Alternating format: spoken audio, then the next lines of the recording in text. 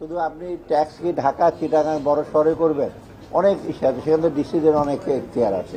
সেই মোট কথা ট্যাক্স স্টেবিলিটি, আমার রাজস্ব যদি আমি না বাড়াই, জোর করে রেট বাড়িয়ে না, মানে আপনার নেটটা বাড়ালে, আমি দেখলাম তো আপনার ট্যাক্স, আমাদের ইন্ডাস্ট্রিয়াল ইউনিট আছে কয়েক লক্ষ, কালকে দেখলাম 50 লক্ষ 60 লক্ষ, ট্যাক্স দেয় মাত্র 5 লক্ষ লোক ভ্যাট রেজিস্ট্রেশন। এটা কোনো সম্ভব? আগামী জুনের বাজেটে মহার্ঘ ভাতার বৈষম্য নিরসন করে একটি মহার্ঘ ভাতা ঘোষণা করবেন, সেই আশায় আমরা রইলাম।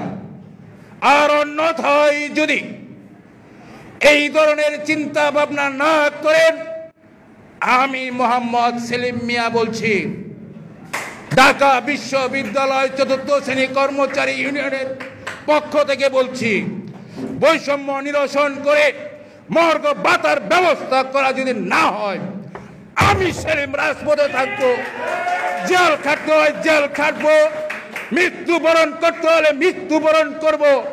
তারপরেও এই বৈষম্য মুক্ত বাংলাদেশ আমরা দেখতে চাই।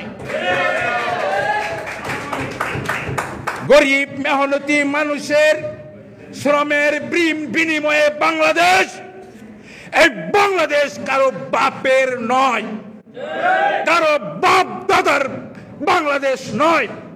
আজকে আপনি সরকার গঠন করবেন, আজকে আপনি সরকারে থাকবেন, লুটপাট করবেন, সেই নজির আমরা দেখে আসছি। সোনার বাংলাদেশ গড়া যাবে যদি সোনার মানুষ হয়।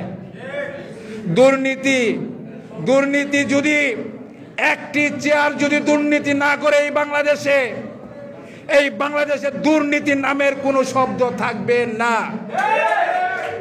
আমরা মনে করব এই অন্তর্বর্তীকালীন সরকার যদি আমাদের দাবি বাস্তবায়ন, মহার্ঘ ভাতা, বৈষম্য মুক্ত মহার্ঘ ভাতা, পে স্কেল যদি না দিয়ে যায়, তাহলে আমরাও মনে করব এবং ধরে নেব তারাও সেই চোরেদেরই একজন। সরকারি কর্মচারী আমরা, সরকারকে আমরা চালাই,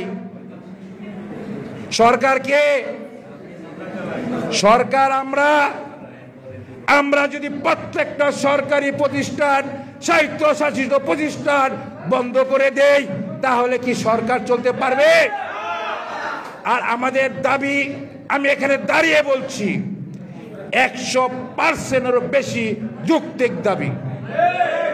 এই যৌক্তিক দাবির জন্য যে কোনো পরিস্থিতিতে, যে কোনো মোকাবেলায় আমরা মোকাবেলা করব। সবাই রাজি আছে তো ইনশাল্লাহ? ফেডারেশন যখন ডাক দিবে, যেখানে ডাক দিবে, যেই অবস্থায় থাকবেন আপনারা সেখানে হাজির হবেন। আরেকটি প্রস্তাব হচ্ছে, প্রিয় উপস্থিতি, সংগঠন চালাতে হলে অর্থের প্রয়োজন আছে। অর্থের প্রয়োজন ভেরি ভেরি ইম্পর্টেন্ট। সরকারি কর্মচারী আমরা, সরকারকে আমরা চালাই, সরকার আমরা